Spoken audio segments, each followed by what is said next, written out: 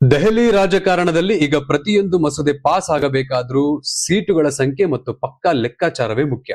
ಲೋಕಸಭೆಯ ಒಟ್ಟು 543 ಸೀಟುಗಳಲ್ಲಿ ಯಾವ ಪಕ್ಷದ ಬಳಿ ಎಷ್ಟು ಬಲವಿದೆ, ಸರ್ಕಾರ ನಡೆಸೋಕೆ ಬೇಕಾದ ಬಹುಮತ ಎಷ್ಟು, ಇನ್ನು ಬೃಹತ್ ಸಂವಿಧಾನಕ್ಕೆ ತಿದ್ದುಪಡಿಗಳಿಗೆ ಬೇಕಿರೋ ಆ ಸೂಪರ್ ಮೆಜಾರಿಟಿ ನಂಬರ್ ಎಷ್ಟು, ಇಡೀ ಲೋಕಸಭೆಯ ಕಂಪ್ಲೀಟ್ ಸೀಟ್ ಲೆಕ್ಕಾಚಾರ ಇಲ್ಲಿದೆ ನೋಡಿ.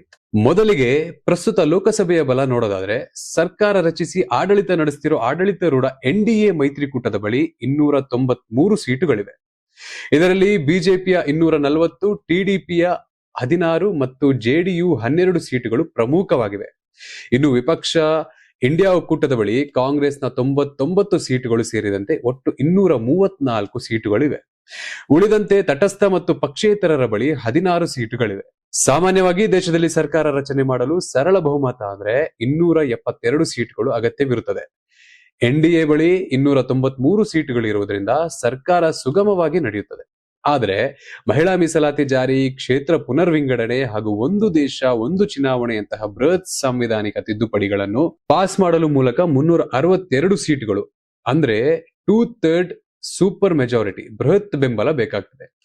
ಸದ್ಯದ ಸ್ಥಿತಿಯಲ್ಲಿ NDA ಬಳಿ 293 ಸೀಟುಗಳಿದ್ದು ಈ 2/3 ಸೂಪರ್ ಮೆಜಾರಿಟಿ ತಲುಪಲು ಇನ್ನು 69 ಸೀಟುಗಳ ಕೊರತೆ ಇದೆ ಎನ್ನಲಾಗ್ತಿದೆ. ಇದೇ ಕಾರಣಕ್ಕೆ ಪ್ರಧಾನಿ ನರೇಂದ್ರ ಮೋದಿ ಅವರ ನೇತೃತ್ವದಲ್ಲಿ NDA ಸಂಸದೀಯ ಪಕ್ಷದ ಸಭೆಗಳನ್ನು ನಡೆಸಿ ಪ್ರಾದೇಶಿಕ ಮತ್ತು ತಟಸ್ಥ ಪಕ್ಷಗಳ ಬೆಂಬಲ ಪಡೆಯಲು ಪಕ್ಕಾ ಫ್ಲೋರ್ ಮ್ಯಾನೇಜ್ಮೆಂಟ್ ಮಾಡಲಾಗ್ತಿದೆ. ಮುಂಬರುವ ಪ್ರಮುಖ ಕಾಯ್ದೆಗಳ ವೇಳೆ ಸಂಸತ್ತಿನಲ್ಲಿ ಈ ಸಂಖ್ಯೆಯ ಆಟ ಹೇಗೆ ಸಾಗಲಿದೆ ಅನ್ನೋದನ್ನ ಕಾದು ನೋಡಬೇಕಾಗಿದೆ.